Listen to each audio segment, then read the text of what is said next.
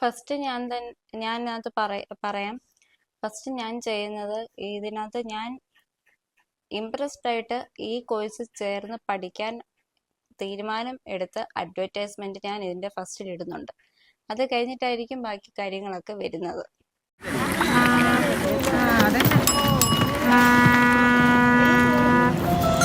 Hi, കല്യാണമായോ? നീ ഇതിൽ നീങ്ങിയിരുന്നേ. ജോലി കിട്ടിയിട്ട് കല്യാണം ഉള്ളൂ എന്ന് പറഞ്ഞിട്ട്. അതെ, ജോലി കിട്ടി. എപ്പോ, എങ്ങനെ? എന്റെ പൊന്നു മോളെ, ആ ടെസ്റ്റ് ഈ ടെസ്റ്റ് ബാങ്ക് ടെസ്റ്റ് എന്നൊക്കെ പറഞ്ഞ് കാത്തിരുന്ന് മടുത്തപ്പോ ഞാനൊരു 4 മാസത്തെ ഓൺലൈൻ കോഴ്സിന് ചേർന്നു. ISST നീ കേട്ടിട്ടില്ലേ? ആ, ISST. അവരുടെ ഓൺലൈൻ ക്ലാസ്സിൽ ഹോസ്പിറ്റൽ അഡ്മിനിസ്ട്രേഷൻ പഠിച്ച് പാസ്സായി ടൗണിലെ ഹോസ്പിറ്റലിൽ ജോലിയും കിട്ടി. നല്ല ശമ്പളം. ഹോസ്പിറ്റൽ അഡ്മിനിസ്ട്രേഷൻ അല്ലേ? ലോകത്തെ എല്ലായിടത്തുള്ള ആശുപത്രികളിൽ മെഡിക്കൽ അല്ലാത്ത ഒരുപാട് അഡ്മിനിസ്ട്രേഷൻ സ്റ്റാഫ് ഉണ്ട്. ISSTയിൽ നിന്നും ഒരു ജോബ് ഓറിയന്റഡ് കോഴ്സിലൂടെ വെറും 4 മാസം കൊണ്ട് ഈ ജോലി പഠിച്ചെടുക്കാം. എടി, ഏതൊരു ആശുപത്രിയിലെ മുഴുവൻ സ്റ്റാഫിനെയും എടുത്താൽ അതിൽ 4/1 ഇത്തരം സ്റ്റാഫുകളാണ്. അപ്പൊ ISSTയിൽ പഠിച്ചാൽ ജോലി നേടിയെടുക്കാം അല്ലേടി? ആ, ഞാനല്ലേ തെളിവ്. നീ എഴുതിയ ടെസ്റ്റുകളുടെ റിസൾട്ട് ഒക്കെ വന്നോട്ടെ. ഇതുകൂടി പഠിച്ചുകൊണ്ട് കുഴപ്പമൊന്നുമില്ലല്ലോ. ചെറിയ കോഴ്സാണ്, ഫീസ് കുറവാണ്, നല്ല ഡിഗ്നിറ്റിയുള്ള ജോലിയുമാണ്. പിന്നെ TUBCയുടെ ഇന്റർനാഷണൽ സർട്ടിഫിക്കേഷനും. അതെന്നതാ? നീ പോയി ഗൂഗിൾ ചെയ്ത് നോക്ക്. ISST 4 മാസത്തെ ഓൺലൈൻ ക്ലാസ്, കുറഞ്ഞ ഫീസും പ്ലേസ്മെന്റ് സപ്പോർട്ടും, TUBCയുടെ ഇന്റർനാഷണൽ സർട്ടിഫിക്കേഷൻ, ലോകമെമ്പാടുമുള്ള ഹോസ്പിറ്റലുകളിൽ മികച്ച ശമ്പളത്തോടെ ജോലി നേടിയെടുക്കാം. ഒപ്പം ഡിപ്ലോമയും MBAയും ഹെൽത്ത് കെയർ മാനേജ്മെന്റിൽ പഠിക്കാനുള്ള അവസരം. ടെസ്റ്റുകൾ എഴുതി ജോലിയും കാത്തിരിക്കുന്ന നമ്മുടെ നാട്ടിലെ പെമ്പിള്ളാരോട് ഒരു മൈക്ക് എടുത്ത് വിളിച്ചു പറഞ്ഞാലോ ISSTയിൽ ചേർന്ന് പഠിക്കാൻ. ISST require A job, acquire A skill. Hi guys, ഞാൻ ഇന്ന് വന്നിരിക്കുന്ന ISSTയുടെ കുറച്ച് പ്രൂഫുകളായിട്ടാണ്. എന്താന്ന് വെച്ചാൽ, ഞാൻ അവിടെ പഠിച്ചതിൻ്റെ ഇൻവോയ്സ്, അതായത് അവിടെ പഠിച്ചതിൻ്റെതായിട്ടുള്ള ഫീസ് അടച്ചതിൻ്റെ ഇൻവോയ്സ് ലെറ്റർ 3 എണ്ണം, അതുപോലെ തന്നെ അവിടെ പഠിച്ചു എന്ന് നമ്മൾ സൈൻ ചെയ്ത് കൊടുക്കുന്ന ഒരു പേപ്പർ തരുമായിരുന്നു. അതും നമ്മൾ സൈൻ ചെയ്ത് കൊടുക്കണം. അത് ഞാൻ കമ്പ്യൂട്ടറൈസ്ഡ് ആക്കിയിട്ടാണ് ഞാൻ ചെയ്തത്. അതുകൊണ്ട് അത് ലാപ്ടോപ്പിൽ കിടപ്പുണ്ടായിരുന്നു. എനിക്ക് അതുകൊണ്ട് അത് എടുക്കാൻ പറ്റി. അതുപോലെ തന്നെ ഞാൻ ചെയ്തൊരു പ്രോജക്റ്റ് ഉണ്ടായിരുന്നു. അത് വന്നിട്ട് ബിലിവേഴ്സ് ഹോസ്പിറ്റലിനെ കുറിച്ചാണ്. അപ്പം അത് ഞാനിപ്പോൾ ആഡ് ചെയ്യുന്നില്ല. അപ്പം സർട്ടിഫിക്കറ്റ്സ് ഒക്കെ ഓരോന്നായിട്ട് ഞാൻ കാണിക്കാം. TUBCയുടെ സർട്ടിഫിക്കറ്റ് എന്ന് പറയുമ്പം ഇതാണ് വരുന്നത്.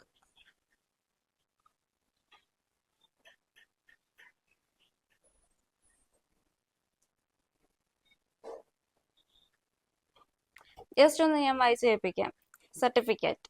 The Academy Division's certification body for persons of TUBC South Asia Private Limited hereby certifies that Shobha Somanath, ഞാൻ trained by our recognized education provider, International School of Skill Development ISST, has passed the examination of certified program in hospital administration.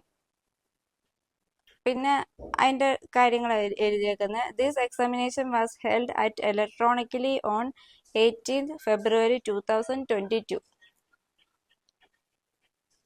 Date of certificate released 21 March 2022.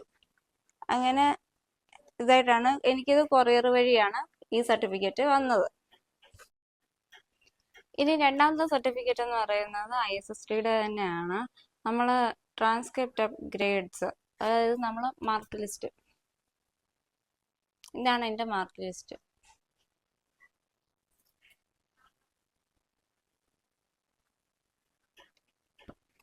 അത് board of ഡയറക്ടറും എല്ലാവരും ചെയ്തിട്ടുണ്ട്. 500-ൽ എനിക്ക് 326 mark കിട്ടിയിട്ടുണ്ട്. Percentage 65%, grade B+.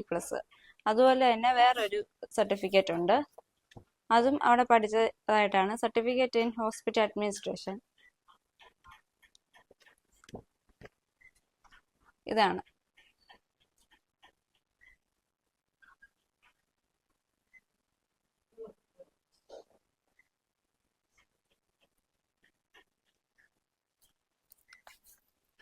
പിന്നെ ഡിഗ്രിയുടെ complete ചെയ്തതിൻ്റെ സർട്ടിഫിക്കറ്റും എല്ലാം കൂടെ ആണ് ഈ ഒരു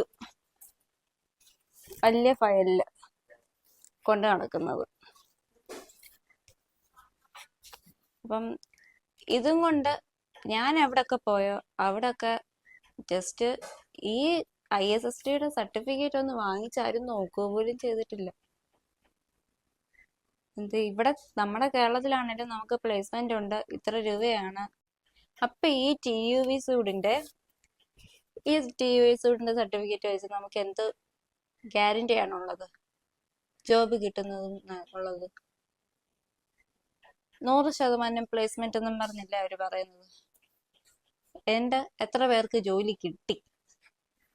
അത് ധൈര്യത്തോടെ മുന്നോട്ട് വന്ന് പറയാൻ ആരൊക്കെയുണ്ട്?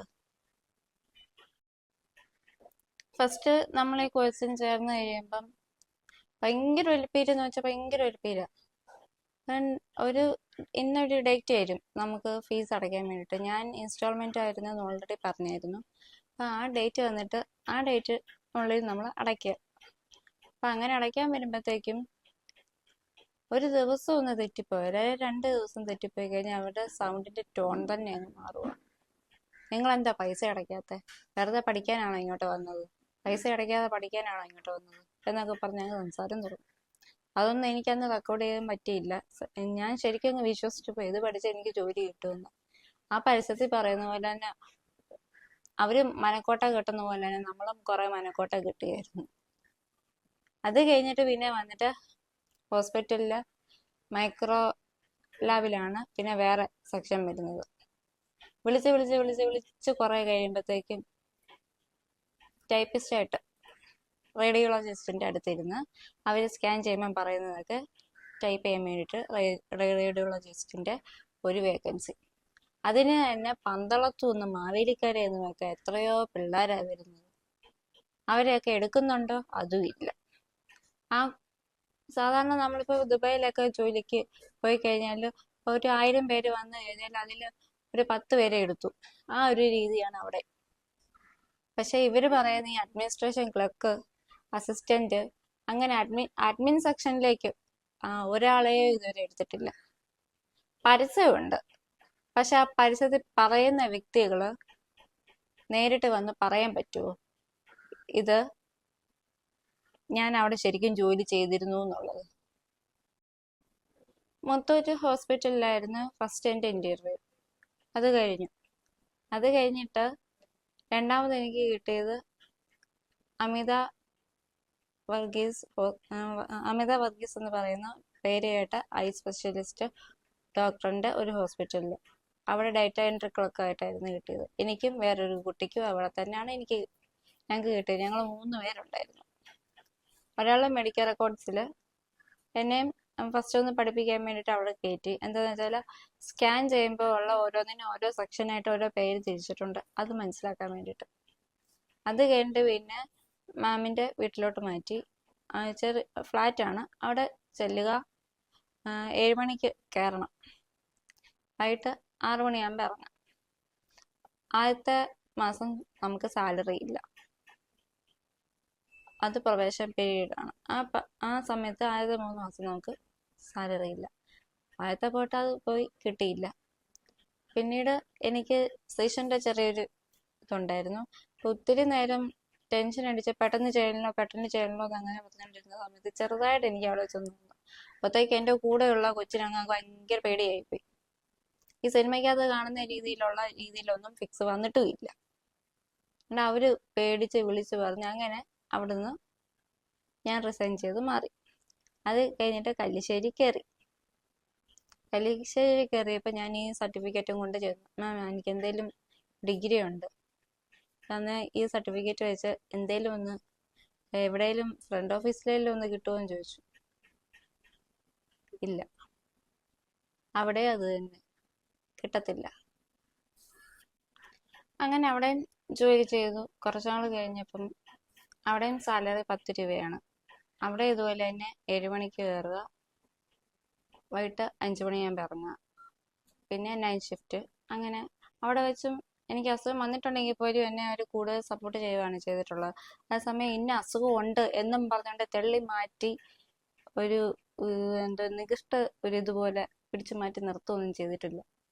പ്രത്യേകിച്ച് ഐ മൈക്രോ ലേസർ സർജറി, ഞാൻ മുമ്പ് പറഞ്ഞ അമിത വർഗീസിന്റെ അവിടുത്തെ ഹോസ്പിറ്റലിന്റെ ഒറിജിനൽ പേരാണ് ഐ മൈക്രോ ലേസർ സർജറി.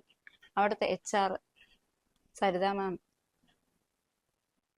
ഏതാണ്ട് വലിയ തെറ്റ് ചെയ്തിട്ട് വന്നതുപോലെ നമ്മൾ ഫോം എല്ലാം ഫില്ല് ചെയ്ത് കൊടുക്കുമല്ലോ, ഇന്റർവ്യൂ അറ്റൻഡ് ചെയ്യുന്നതിന് നമുക്ക് എന്തെങ്കിലും ഇഷ്യൂസ് ഉണ്ടോ ഇല്ലയോ എന്നുള്ളത്.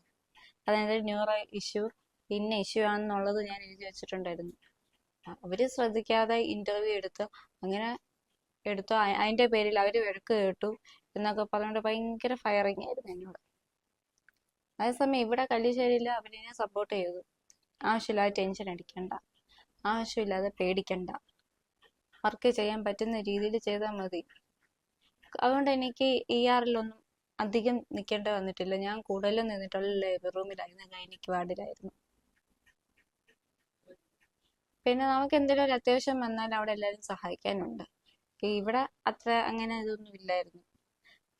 അങ്ങോട്ടും ഇങ്ങോട്ടും കൂടെ ഇരിക്കുന്ന ആളോട് പോലും നേരെ സംസാരിക്കാൻ പാടില്ല, അങ്ങനെ ഒരു പരിപാടിയും കൂടെ ഉണ്ടായിരുന്നു. പിന്നെ ഹസ്ബൻഡ് വന്ന സമയം ആയപ്പോഴത്തേക്കും ഞാൻ റിസൈൻ ചെയ്തു അവിടെ നിന്ന്. പിന്നീട് ഞാൻ ജോബ് നോക്കിയത് എങ്ങനെയാണെന്നുള്ളത് ഞാൻ പറയാം. കുറേ മടുത്തു കഴിഞ്ഞപ്പം എങ്ങനെ ഒരു കൺസൾട്ടൻസി ഒക്കെ നോക്കി ഒക്കെ പോയി പത്തനംതിട്ട കൺസൾട്ടൻസിയിലൊക്കെ പോയി പൈസ കൊടുത്ത് 200 രൂപയൊക്കെ കൊടുത്തു. അങ്ങനെയൊക്കെ ഇരുന്ന സമയത്ത് ഒരു ഇവാനിയോസ് ജോബ് കൺസൾട്ടൻസി എന്നും പറഞ്ഞൊരു കൺസൾട്ടൻസിക്കാർ വന്നു. അപ്പോൾ അവരുടെ അന്നത്തെ ആ 2022, 2023 ആ സമയത്ത് ഉള്ള ഫീസ് എന്ന് പറയുന്നത് വന്നിട്ട് 300 രൂപയായിരുന്നു. അതിന് ഞാൻ അടച്ചു. പക്ഷെ പലരും ട്രൂ കോളറിൽ ആ സമയത്ത് കൊടുത്തിരുന്നത് സ്പാം ആണ്, ഫേക്ക് ആണെന്നാണ്. പക്ഷെ എൻ്റെ കാര്യത്തിൽ എനിക്ക് നേരെ ഓപ്പോസിറ്റ് ആയിരുന്നു. എന്താന്ന് വെച്ചാൽ ആ ഇതെല്ലാം നമുക്ക് ഏത് പ്രൊഫഷനാണ് ഇഷ്ടം അത് കൊടുക്കാം, പ്രൊഫഷൻ ഏത് സ്ഥലത്ത് വേണമെന്നുള്ളത് അത് കൊടുക്കാം, അതെല്ലാം നമുക്ക് കൊടുക്കാൻ പറ്റും. അതെല്ലാം കൊടുത്തു. അപ്പം അവരുടെ സൈറ്റിൽ തന്നെ നമുക്കൊരു പേജുണ്ട്. അതുപോലെ തന്നെ വാട്സപ്പിൽ ഡെയിലി ഒന്നുകിൽ രാവിലെ അല്ലെങ്കിൽ ഉച്ചയ്ക്ക് അല്ലെങ്കിൽ വൈകിട്ട് ഈ 3 നേരത്തിനുള്ളിൽ എവിടെയൊക്കെ വേക്കൻസികളുണ്ടോ അതെല്ലാം ഡീറ്റെയിൽ ആയിട്ട് വരും. നമ്മൾ പിന്നെ ആ കൺസൾട്ടൻസിക്കാരുമായിട്ട് യാതൊരു റിലേഷനും ഇല്ല. ഇത്രയും കൈ കിട്ടിക്കഴിഞ്ഞാൽ ആ ഓണറിന്റെ ഷോപ്പിന്റെ പേരും നമ്പറും ഉൾപ്പെടെ എല്ലാം ആയിരിക്കും നമുക്ക് കിട്ടുക. അവരുമായിട്ട് സംസാരിച്ച് നമുക്ക് ഇഷ്ടമുണ്ടെങ്കിൽ ജോലിക്ക് പോകാം, ഇല്ലെങ്കിൽ ആ ജോലിക്ക് വേണ്ട, വേറെ നോക്കാം. വേറെ പ്രൊഫഷൻ എടുക്കണോ, അക്കൗണ്ടിങ് വേണോ, എടുക്കാം. ഞാൻ അക്കൗണ്ടന്റായിട്ട് ഒരു വാച്ച് ഷോപ്പിൽ വർക്ക് ചെയ്തിരുന്നു. എനിക്ക് 12 രൂപ സാലറി ഉണ്ടായിരുന്നു. ഈ 10 രൂപ സാലറിയും പിന്നെ ഇതൊക്കെ കിട്ടും. 5 ശമ്പളമുള്ള ഇത് കിട്ടുമെന്നല്ലേ പറഞ്ഞു ഇത് പഠിച്ചു കഴിഞ്ഞാൽ. എത്ര പേർക്ക് ഇപ്പോഴും കറക്റ്റ് കിട്ടിക്കൊണ്ടിരിക്കുന്നുണ്ട്? എത്ര പേര് ഇപ്പോഴും ആ ജോലി കണ്ടിന്യൂ ചെയ്യുന്നുണ്ട്? അതൊക്കെ ഒന്ന് പറയാൻ പറ്റുമോ?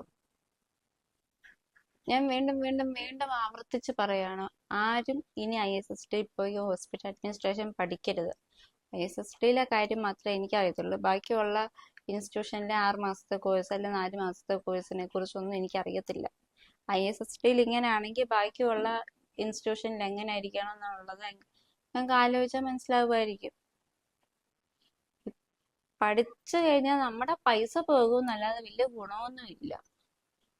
വെറുതെ കുറെ പൈസ അവിടെ കൊണ്ട് കളയുന്നതിനെക്കാട്ടും നല്ല ഫിക്സഡ് ഡെപ്പോസിറ്റ് നമ്മുടെ പേരൻസിന്റെ പേരിലോ അല്ല നമ്മുടെ സ്വന്തം പേരിലോ വല്ലതും ഇട്ട് കഴിഞ്ഞാൽ നമുക്കത് ഭാവിയിലേക്ക് ഉപയോഗിക്കാം, ഈ കാശുണ്ടെന്നുണ്ടെങ്കിൽ.